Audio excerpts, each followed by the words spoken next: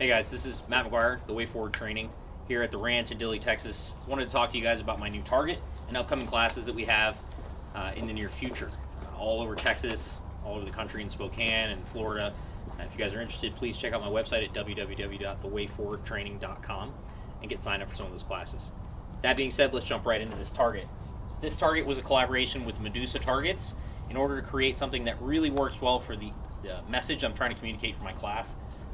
The class is Defensive Performance Handgun. What that gives me here is a bunch of different drills on this target that allows me to communicate some very specific messages about your shooting and what it means to be a responsible defensive shooter in the world today. First of all, we have a 5x5 workup shot. This is something that we'll do a little bit later in the class, but I think it's really pivotal in the purpose of the class itself. This dot right here is 2 inches. You'll be firing 5 shots to a 2-inch group. We're going to practice it, let you try it, and then the standard for the class is 3.5 seconds. We'll move up to box number 6 right here, this credit card in the middle of the A zone. The upper half of that A zone is cut in 2 sections, so we got half of the A zone for USPSA target, and then this 1.5 by 3-inch credit card. That will be 5 shots from the draw in 2.75 seconds, and then the next section of that target is that upper half of the A zone. We're going to try and do that in 2.25 seconds. That standard is really about controlling your vision, controlling your trigger, and tying those two things together. If your vision gets lost or your trigger gets lost, or we try to stick to a cadence rather than the visual pace of what the sights tell us, you're going to struggle with that drill. But this gives us a way to incrementally work up through those paces and really see where we start to fall apart, where we're missing out on our vision, where we're missing out on our trigger. On the bottom half of the target, I have several different A-zone configurations here. Reduced A-zones, a credit card, a 4x7, and then I got full-size A-zones here.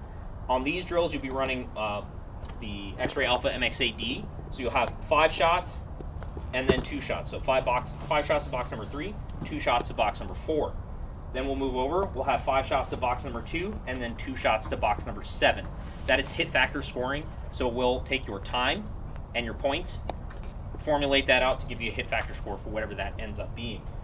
This is a simulated distance target to give you different A zones at different distances, so it allows us to formulate better aiming solutions for the target that's required. Moving up to each side, we have B8 circles up here. This is just the 9 ring with the X ring included, X10 and 9. The whole point for the accuracy drill is not a draw, it's not a speed drill. It's 100% based on our mechanical ability to control the gun, press the trigger without disturbing the sights, and land those shots into that X ring or the 10 ring, whatever we can get. The whole point for this is leaving that X ring blue is to make that the aiming zone.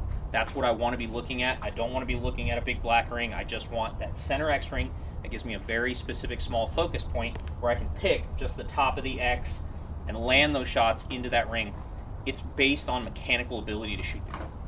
When we move up to the top of the target, I have a 1-inch circle, 2-inch square, and then this number 5 head box, which includes a T box.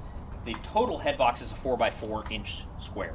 So what that allows me to do is run a transition drill where I run 2 shots to circle number 8, 2 shots to 9, 2 shots to 5. We can limit that further just to the T box, so it gives you some flexibility and accuracy and ability. If your students are doing better, you can push them further.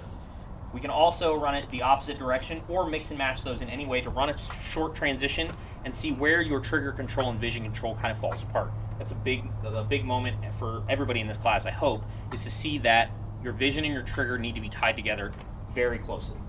We also have the zeroing section here. This is obviously for early in the class when we'll get students on the target, allow them to zero their guns at 10 yards and 25 yards. The 25-yard grid has some squares in there so you can actually see, and it has that triangle to draw your vision down to the very specific aiming point in the center of that box. All of these will be run with timed sections, so you'll be able to score yourself on these targets and give yourself a marker for progress. The whole point here is there's tons of flexibility. We can run bill drills, we can run accuracy drills, we can run transition and speed drills, we can run workups, we can run very small accuracy-based transition drills. It gives us a lot of flexibility for tons of different drills, and these are just the drills I've thought of. There's tons of drills that I know guys out there will come up with to mess around with this target and allow you to dry fire or live fire any way you please. The point for us is really building a metric and a standard here where you can measure performance and start measuring progress in your targets. I hope to see you guys on the range soon. I hope you enjoy the target. Check them out on medusatargets.com. Get them on the website. We hope to see you on the range.